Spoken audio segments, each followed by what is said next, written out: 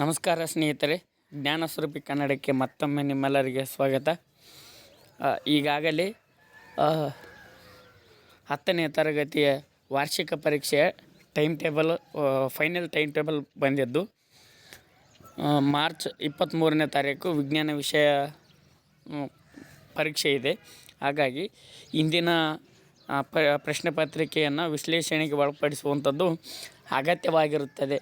ಹಾಗಾಗಿ ನಾವು ಹೋದ ವರ್ಷ 2024-25ನೇ ಸಾಲಿನ ಆ ಪರೀಕ್ಷೆ 3ರ ಪ್ರಶ್ನೆ ಪತ್ರಿಕೆಯನ್ನು ವಿಶ್ಲೇಷಣೆಗೆ ಒಳಪಡಿಸೋಣ. ಆ ಪ್ರಶ್ನೆಗಳು ಮತ್ತು ಕೀ ಉತ್ತರಗಳನ್ನು ನೋಡ್ತಾ ಬರೋಣ ಅಂತ ನೋಡಿರಿ. ಮೊದಲನೇ ಪ್ರಶ್ನೆ, ಆ ಫ್ಲೆಮಿಂಗನ ಎಡಗೈ ನಿಯಮದಲ್ಲಿ ವಿದ್ಯುತ್ ಪ್ರವಾಹದ ದಿಕ್ಕನ್ನು ಸೂಚಿಸುವ ಬೆರಳು ಅಂತ ಕೇಳಿದರೆ, ವಿದ್ಯುತ್ ಪ್ರವಾಹದ ದಿಕ್ಕನ್ನು ಸೂಚಿಸುವಂಥ ಬೆರಳು ಮಧ್ಯದ ಬೆರಳಾಗಿರ್ತದೆ. ಹೆಬ್ಬೆರಳು ವಾಹಕದ ಮೇಲೆ ವರ್ತಿಸುವ ಬಲ ಅಥವಾ ಚಲನೆಯ ದಿಕ್ಕನ್ನು ಸೂಚಿಸ್ತೈತಿ. ಮಧ್ಯದ ಬೆರಳು ವಿದ್ಯುತ್ ಪ್ರವಾಹದ ದಿಕ್ಕನ್ನು, ಸರಿಯಾದ ಉತ್ತರ ಮಧ್ಯದ ಬೆರಳಾಗ್ತದೆ. ತೋರು ಬೆರಳು ಕಾಂತಕ್ಷೇತ್ರದ ದಿಕ್ಕನ್ನು ಸೂಚಿಸುತ್ತದೆ. ಅದೇ ರೀತಿಯಾಗಿ ಎರಡನೇ ಪ್ರಶ್ನೆ, 840 ವ್ಯಾಟ್ನ ಉಪಕರಣವನ್ನು 220 ವ್ಯಾಟ್ ವಿಭವಾಂತರದಲ್ಲಿ ಬಳಸಬೇಕಾದರೆ ಈ ವಿದ್ಯುತ್ ಮಂಡಲದಲ್ಲಿ ಜೋಡಿಸಬೇಕಾದ ಫ್ಯೂಸ್ನ ದರವು ಅಂತ ಕೇಳಿದರೆ, ಇಲ್ಲಿ ಸರಿಯಾದ ಉತ್ತರ 4 ಆಂಪ್ಯಾರ್ ಹೊಂದಿರತಕ್ಕಂಥ ಫ್ಯೂಸ್ನನ್ನು ಜೋಡಿಸಬೇಕಾಗುತ್ತದೆ. ಮೂರನೇ ಪ್ರಶ್ನೆ, ಕೊಟ್ಟಿರುವ ಚಿತ್ರಗಳನ್ನು ಗಮನಿಸಿ. ಇಲ್ಲಿ ನೀವು ತೆಗೆದುಕೊಳ್ಳಬಹುದಾದ ಸರಿಯಾದ ತೀರ್ಮಾನವೆಂದರೆ ದಿಕ್ಪಲ್ಲಟ ಕೋನವು ಕ್ಯೂನಲ್ಲಿ ಗರಿಷ್ಠವಾದದ್ದು, ಪಿನಲ್ಲಿ ಗರಿಷ್ಠವಾದದ್ದು, ಪಿಯಲ್ಲಿ ಕ್ಯೂಗಿಂತ ಹೆಚ್ಚಾಗುವುದು, ಆರ್ನಲ್ಲಿ ಕ್ಯೂಗಿಂತ ಹೆಚ್ಚಾಗುವುದು. ಇಲ್ಲಿ ಸರಿಯಾದ ಉತ್ತರ ಆ ಕ್ಯೂನಲ್ಲಿ ಗರಿಷ್ಠವಾಗುವುದು. ಏಕೆಂದರೆ ನಾವು ನೋಡ್ತೀವಿ ಸ್ನೇಹಿತರೆ, ಆ ಬಿಳಿಯ ಬೆಳಕು ಗಾಜಿನ ಪಟ್ಟಕದ ಮೂಲಕ ಹಾದು ಹೋದಾಗ 7 ಘಟಕ ಬಣ್ಣಗಳ ಪಟ್ಟಿ ನಮಗೆ ಗೋಚರಿಸ್ತೈತೆ. ಇದನ್ನು ನಾವು ರೋಹಿತ ಅಂತೇಳಿ ಕರಿತೀವಿ. ಈ ಬೆಳಕಿನ ರೋಹಿತದಲ್ಲಿ ಅತಿ ಹೆಚ್ಚು ಬಾಗುವ ಬಣ್ಣ ಅಂತಂದ್ರೆ ಅದು ನೇರಳೆ ಬಣ್ಣ ಆಗಿರ್ತದೆ. ತದನಂತರ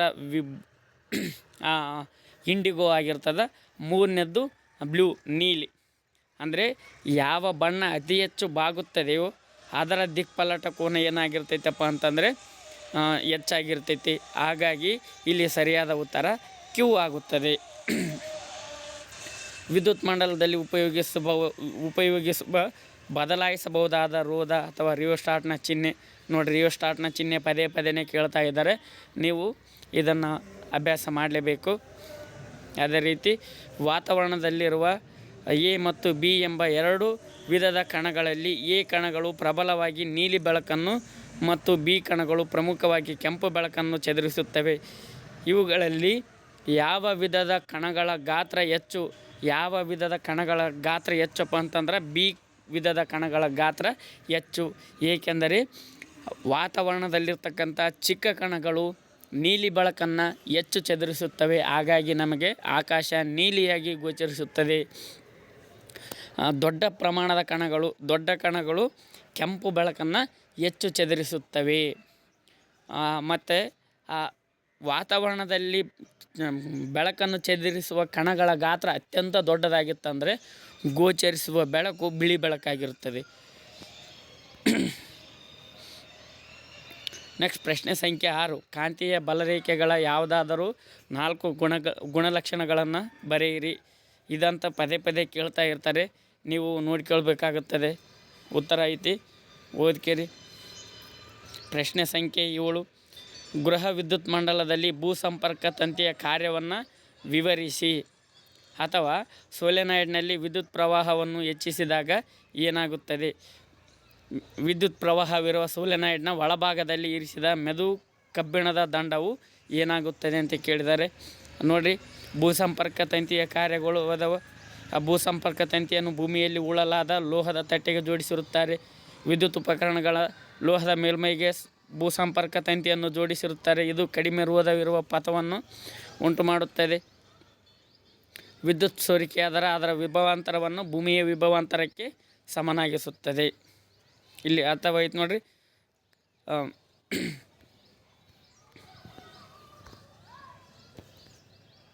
ಸೋಲೆನಾಯ್ಡ್ನಲ್ಲಿ ವಿದ್ಯುತ್ ಪ್ರವಾಹವನ್ನು ಹೆಚ್ಚಿಸಿದಾಗ ಕಾಂತಕ್ಷೇತ್ರವು ಹೆಚ್ಚಾಗುತ್ತದೆ ಅಥವಾ ಪ್ರಬಲವಾಗುತ್ತದೆ. ವಿದ್ಯುತ್ ಪ್ರವಹಿಸುತ್ತಿರುವ ಸೋಲೆನಾಯ್ಡ್ನಲ್ಲಿ ಮೆದು ಕಬ್ಬಿಣವನ್ನು ಇರಿಸಿದಾಗ ಕಬ್ಬಿಣದ ದಂಡವು ವಿದ್ಯುತ್ ಕಾಂತವಾಗುತ್ತದೆ. ಇಲ್ಲಿ ನೋಡಿರಿ, ಸಮೀಪ ದೃಷ್ಟಿ ಎಂದರೇನು, ಈ ದೋಷಕ್ಕೆ ಕಾರಣಗಳನ್ನು ಬರೆಯಿರಿ, ಕಣ್ಣಿನ ಈ ದೋಷವನ್ನು ಹೇಗೆ ಸರಿಪಡಿಸಬಹುದು. ಇದಂತೂ ಪದ್ಯನೇ ಕೇಳ್ತಾ ಇದ್ದಾರೆ. ನೀವು ಇದನ್ನು ಅಭ್ಯಾಸ ಮಾಡಬೇಕಾಗುತ್ತದೆ. ನೋಡಿರಿ, ಪ್ರಶ್ನೆ ಸಂಖ್ಯೆ 9. ಪಿನ ಮಸರದ ಮುಂದೆ 2F1ನಿಂದ ಆಚೆಗೆ ಒಂದು ವಸ್ತುವನ್ನು ಇರಿಸಿದಾಗ ಉಂಟಾಗುವ ಪ್ರತಿಬಿಂಬವನ್ನು ತೋರಿಸುವ ರೇಖಾಚಿತ್ರವನ್ನು ಬರೆಯಿರಿ. ನೋಡಿರಿ, ರೇಖಾಚಿತ್ರ ಈ ರೀತಿಯಾಗಿದೆ. ವಸ್ತುವಿನ ಸ್ಥಾನ F2 ಮತ್ತು 2F2ಗಳ ಮಧ್ಯೆ ಇರ್ತೈತಿ.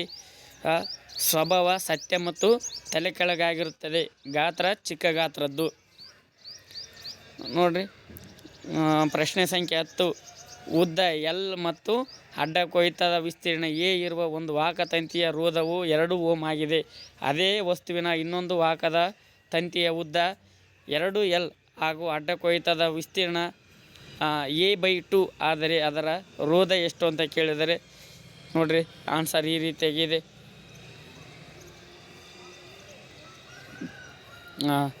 ಜೌಲನ ಉಷ್ಣೋತ್ಪಾದನಾ ಪರಿಣಾಮದ ನಿಯಮವನ್ನು ನಿರೂಪಿಸಿ ಅದರ ಗಣಿತೀಯ ರೂಪವನ್ನು ಬರೆಯಿರಿ. ಜೌಲನ ಉಷ್ಣೋತ್ಪಾದನಾ ನಿಯಮ ಪದೇ ಕೇಳ್ತಾ ಇದ್ದಾರೆ. ಇರದ 6 ನಿಯಮಗಳು. ಆ 6 ನಿಯಮಗಳನ್ನು ನೀವು ಕಡ್ಡಾಯವಾಗಿ ಅಭ್ಯಾಸ ಮಾಡಬೇಕಾಗುತ್ತದೆ.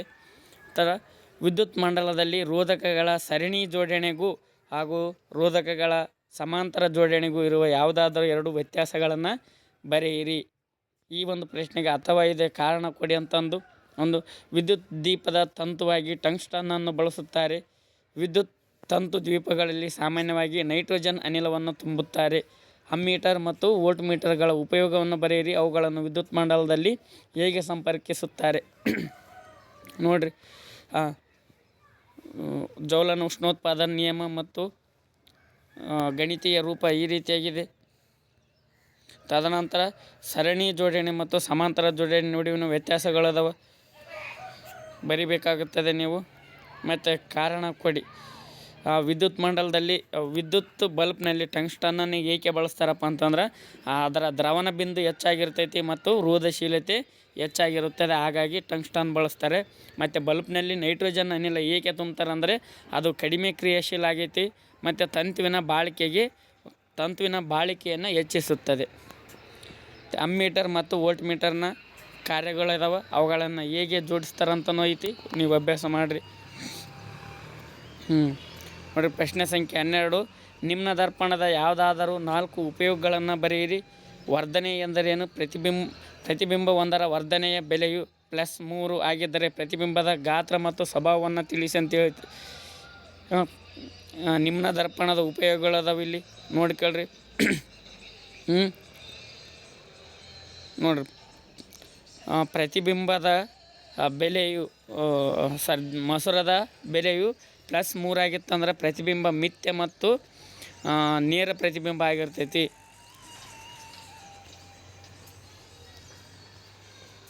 ರಸಾಯನ ವಿಜ್ಞಾನ ನೋಡ್ರಿ, ಬಹು ಆಯ್ಕೆ ಪ್ರಶ್ನೆಗಳು. ಪ್ರಶ್ನೆ ಸಂಖ್ಯೆ 3. Zn + CuSO4 ZnSO4 + Cu ಮೇಲಿನ ಕ್ರಿಯೆಯು ಇದಕ್ಕೆ ಉದಾಹರಣೆಯಾಗಿದೆ ಅಂತಂದ್ರೆ ಅದು ಸ್ಥಾನಪಲ್ಲಟ ಕ್ರಿಯೆಗೆ ಉದಾಹರಣೆಯಾಗಿದೆ ಸ್ನೇಹಿತರೆ. ಕೊಠಡಿಯ ಉಷ್ಣತೆಯಲ್ಲಿ ದ್ರವ ಸ್ಥಿತಿಯಲ್ಲಿರುವ ಲೋಹವೆಂದರೆ ಕೊಠಡಿಯ ಉಷ್ಣತೆಯಲ್ಲಿ ಪಾದರಸ ಏನಾಗುತ್ತೆ, ದ್ರವ ಸ್ಥಿತಿಯಲ್ಲಿರುತ್ತದೆ. ಪ್ರಶ್ನೆ ಸಂಖ್ಯೆ 15. ಆಲ್ಕೋಹಾಲ್ ಕ್ರಿಯೆ ಗುಂಪನ್ನು ಹೊಂದಿರುವ ಅನುರೂಪ ಶ್ರೇಣಿಯ ಮೊದಲನೆಯ ಸದಸ್ಯ CH3OH. ಹಾಗಾದರೆ ಅದೇ ಶ್ರೇಣಿಯ ಮೂರನೇ ಸದಸ್ಯ C3H5OH. ಈ ರೀತಿ ಮೂರನೇ ಸದಸ್ಯ C3H7OH. ಉತ್ತರ ಡಿ. ಪ್ರಶ್ನೆ ಸಂಖ್ಯೆ 16 ಕೊಬ್ಬು ಅಥವಾ ಎಣ್ಣೆಯನ್ನು ಹೊಂದಿರುವ ಆಹಾರ ಪದಾರ್ಥಗಳಲ್ಲಿ ಕಮಟುವಿಕೆಯನ್ನು ಹೇಗೆ ತಡೆಗಟ್ಟಲಾಗುತ್ತದೆ? ಉತ್ತರ ಇದೆ, ನೀವು ನೋಟ್ ಮಾಡ್ಕೊಳ್ರಿ. ಶುದ್ಧ ಎಥೆನೋಯಿಕ್ ಆಮ್ಲವನ್ನು ಸಾಮಾನ್ಯವಾಗಿ ಗ್ಲೇಷಿಯಲ್ ಅಸಿಟಿಕ್ ಆಮ್ಲ ಎಂದು ಕರೆಯುತ್ತಾರೆ. ಏಕೆಂದರೆ ಶುದ್ಧ ಎಥೆನೋಯಿಕ್ ಆಮ್ಲದ ದ್ರವಣ ಬಿಂದು ಅತಿ ಕಡಿಮೆ, ಆದ್ದರಿಂದ ಚಳಿಗಾಲದಲ್ಲಿ ಅದು ಹೆಪ್ಪುಗಟ್ಟುತ್ತದೆ. ಪ್ರಶ್ನೆ ಸಂಖ್ಯೆ 18 50 ml ನಷ್ಟು ನೀರನ್ನು ಹೊಂದಿರುವ ಒಂದು ಬೀಕರಿಗೆ 10 ml ನಷ್ಟು ಆಮ್ಲೀಯ ದ್ರಾವಣವನ್ನು ಸೇರಿಸಲಾಗಿದೆ. ಆ ದ್ರಾವಣದ ಹೈಡ್ರೋನಿಯಂ ಅಯಾನುಗಳ ಸಾರತೆಯಲ್ಲಿ ಯಾವ ಬದಲಾವಣೆ ಕಂಡುಬರುತ್ತದೆ? ಏಕಮಾನ ಗಾತ್ರದಲ್ಲಿರುವ ಹೈಡ್ರೋನಿಯಂ ಅಯಾನುಗಳ ಸಾರತೆಯು ಕಡಿಮೆಯಾಗುತ್ತದೆ. ಪ್ರಶ್ನೆ ಸಂಖ್ಯೆ 19 ಕೆಳಗಿನ ಹೇಳಿಕೆಯನ್ನು ರಾಸಾಯನಿಕ ಸಮೀಕರಣ ರೂಪಕ್ಕೆ ಪರಿವರ್ತಿಸಿ ಮತ್ತು ನಂತರ ಅದನ್ನು ಸರಿದೂಗಿಸಿ. ಹೈಡ್ರೋಜನ್ ಅನಿಲವು ಕ್ಲೋರಿನ್ ಅನಿಲದೊಂದಿಗೆ ಸೇರಿ ಹೈಡ್ರೋಜನ್ ಕ್ಲೋರೈಡ್ ಉಂಟಾಗುತ್ತದೆ. ಅಥವಾ ಕೆಳಗಿನ ರಾಸಾಯನಿಕ ಸಮೀಕರಣಗಳನ್ನು ಸರಿದೂಗಿಸಿ ಅಂತ ಇದೆ ನೋಡಿರಿ. ಹೈಡ್ರೋಜನ್ ಅನಿಲ ಅಂತಂದ್ರೆ H2 ಪ್ಲಸ್ ಕ್ಲೋರಿನ್ ಅನಿಲ ಅಂತಂದ್ರೆ Cl2 = HCl ಆಗ್ತೈತಿ. ಹಾಗಾಗಿ ಇಲ್ಲಿ ಎರಡು ಕಡೆ 2 ಇರೋದ್ರಿಂದ HCl ಮುಂದೆ 2 ಹಾಕಿದರೆ ಅದು ಏನಾಗ್ತದೆ? ಸರಿದೂಗಿಸಿದ ಸಮೀಕರಣ ಆಗುತ್ತದೆ. CH4 plus O2 CO2 H2O ಆಗ್ತದೆ. ಹಾಗಾಗಿ ಇಲ್ಲಿ 4 O ಇರೋದ್ರಿಂದ ಓನ ಮುಂದೆ 2 ಹಾಕಬೇಕು, H2Oನ ಮುಂದೆ 2 ಹಾಕಬೇಕು. ಸರಿದೂಗಿಸಿದ ಸಮೀಕರಣ ನೋಡ್ಕೊಳ್ರಿ ನೀವು. ಸ್ಫಟಿಕೀಕರಣ ನೀರು ಎಂದರೇನು? ಸ್ಫಟಿಕೀಕರಣ ನೀರನ್ನು ಹೊಂದಿರುವ ಯಾವುದಾದರೂ 2 ಲವಣಗಳ ಅಣುಸೂತ್ರಗಳನ್ನು ಬರೆಯಿರಿ ಅಂತ ಕೇಳಿದರೆ, ಸ್ಫಟಿಕೀಕರಣ ನೀರು ಲವಣದ ಒಂದು ಘಟಕ ಸೂತ್ರ ಅಣುವಿನಲ್ಲಿರುವ ನೀರಿನ ಅಣುಗಳ ಸ್ಥಿರ ಸಂಖ್ಯೆಯನ್ನು ಸ್ಫಟಿಕೀಕರಣ ನೀರು ಅಂತೇಳಿ ಕರೆಯಲಾಗ್ತೈತಿ. ಸ್ಫಟಿಕೀಕರಣ ನೀರನ್ನು ಹೊಂದಿರತಕ್ಕಂಥ ಲವಣಗಳು ಈ ರೀತಿಯಾಗದವ ನೋಡ್ಕೊಳ್ರಿ.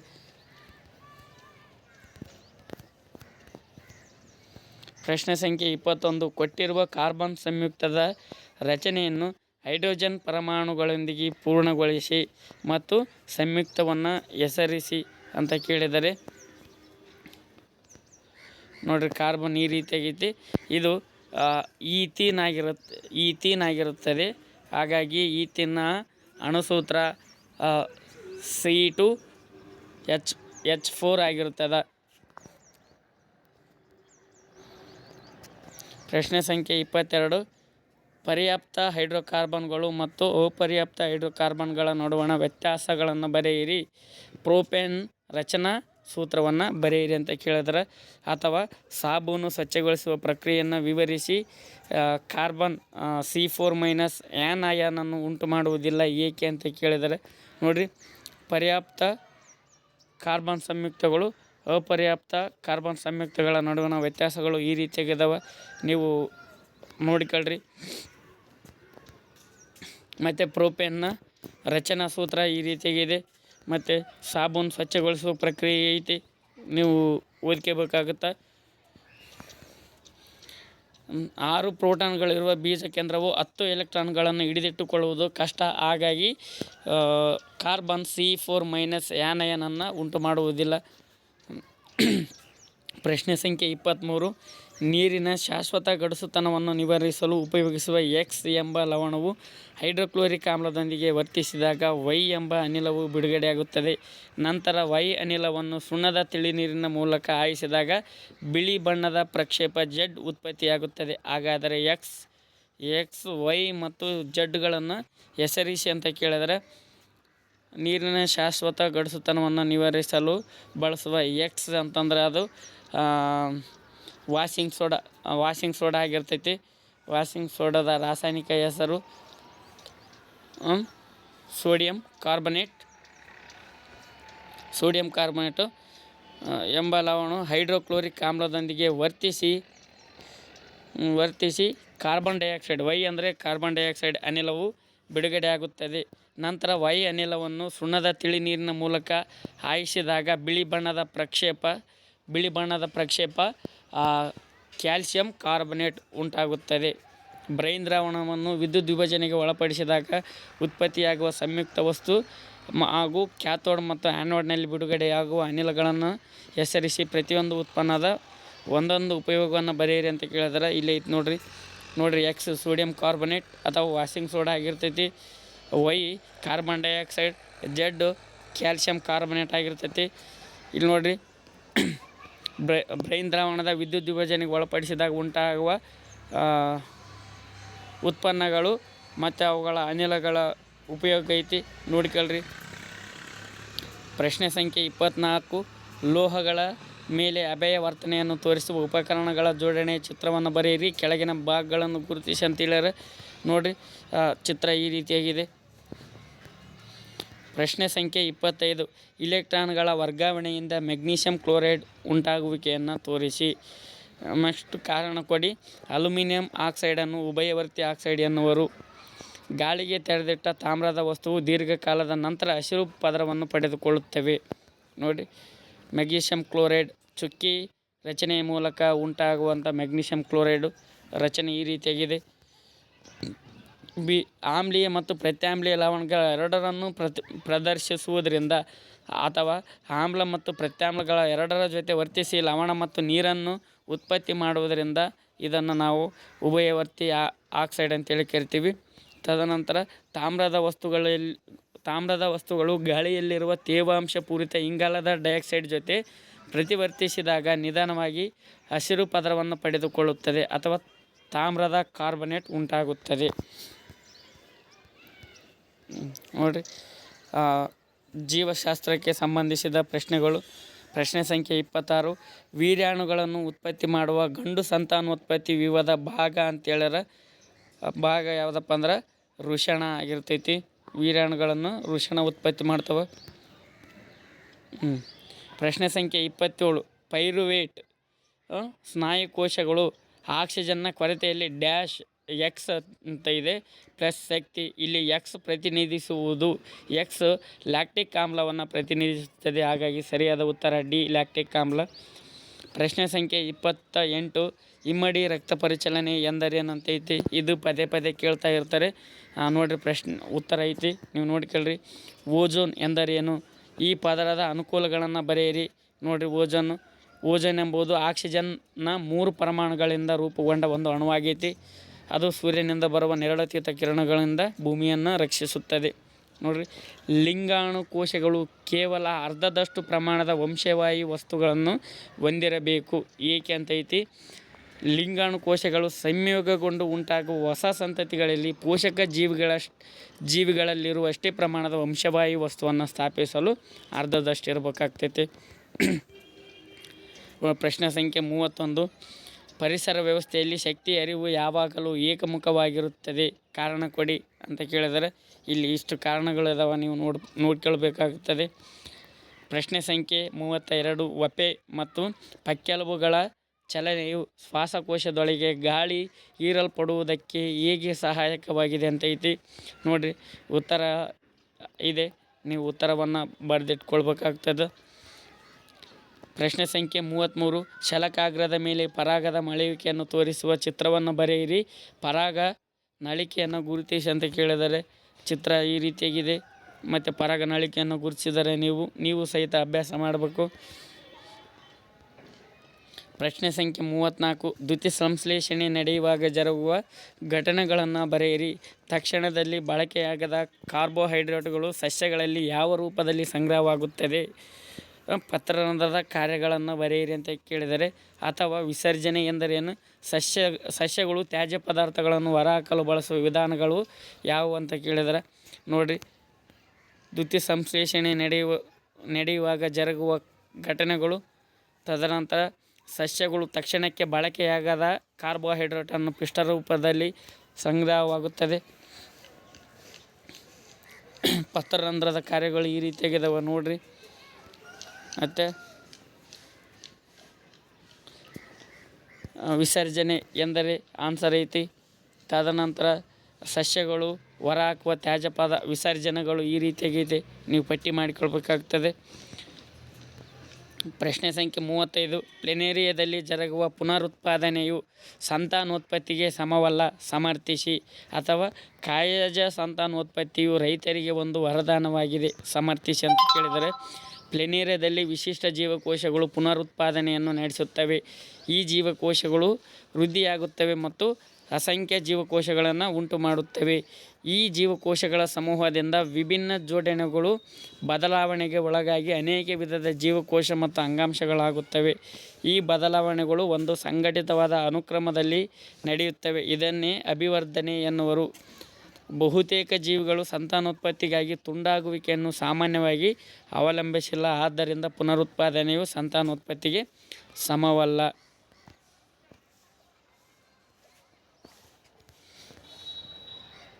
ಕಾಯಜ ಸಂತಾನೋತ್ಪತ್ತಿ ರೈತರಿಗೆ ವರದಾನವಾಗಿದೆ, ಹೇಗೆ ಅಂತ ಕೇಳಿದರೆ ಅದಕ್ಕೆ ಉತ್ತರ ಈ ರೀತಿಯಾಗಿದೆ. ನೀವು ಅಭ್ಯಾಸ ಮಾಡಿರಿ. ಪ್ರಶ್ನೆ ಸಂಖ್ಯೆ 36. ಮಾನವನ ಮೆದುಳಿನ ರಚನೆಯನ್ನು ತೋರಿಸುವ ಚಿತ್ರವನ್ನು ಬರೆಯಿರಿ. ಕೆಳಗಿನ ಭಾಗಗಳನ್ನು ಗುರುತಿಸಿ ಅಂತ ಕೇಳಿದರೆ ನೋಡಿರಿ, ಈ ರೀತಿಯಾಗಿದೆ. ಮಹಾಮಸ್ತಿಷ್ಕ, ಅನುಮಸ್ತಿಷ್ಕ, ಫಾನ್ಸು ಇವೆಲ್ಲ ನೋಡ್ಕೊಳ್ರಿ. ಪ್ರಶ್ನೆ ಸಂಖ್ಯೆ 37. ದ್ವಿತಳೀಕರಣದ ಮೇಲೆ ಪ್ರಶ್ನೆ ಬಂದಿದೆ, ನೋಡ್ಕೊಳ್ರಿ ಉತ್ತರ. ಚಕ್ಕರ್ ಬೋರ್ಡ್ ಈ ರೀತಿಯಾಗಿದೆ. ಚಕ್ಕರ್ ಬೋರ್ಡ್ ನಂತರ ಅನುಪಾತ ನೋಡ್ರಿ, 9:3:3:1 ಅನುಪಾತ ಐತಿ ಚಕ್ಕರ್ ಬೋರ್ಡ್. ಇವು ನೀವು ಕಂಪಲ್ಸರಿಯಾಗಿ ಅಭ್ಯಾಸ ಮಾಡಲೇಬೇಕಾಗುತ್ತದೆ. ಈ ಕೆಳಗಿನ ಹಾರ್ಮೋನ್ಗಳ ಕಾರ್ಯಗಳನ್ನು ಬರೆಯಿರಿ ಅಂತ ಐತಿ. Insulin, adrenaline. ಮುಟ್ಟಿದರೆ ಮುನಿ ಸಸ್ಯವನ್ನು ಸ್ಪರ್ಶಿಸಿದಾಗ ಸಸ್ಯದ ಎಲೆಗಳು ಮುದುಡುತ್ತವೆ. ಈ ಪ್ರಕ್ರಿಯೆಯು ಹೇಗೆ ಜರುಗುತ್ತದೆ ವಿವರಿಸಿ ಅಂತ ಐತಿ. ನೋಡಿರಿ, ಸ್ಪರ್ಶಿಸಿದಾಗ ಹೇಗೆ ವರ್ತಿಸ್ತೈತೆ ಅಂತೇಳಿ ಉತ್ತರ ಇದೆ. ನೀವು ಅಭ್ಯಾಸ ಮಾಡಿರಿ ಅದನ್ನು.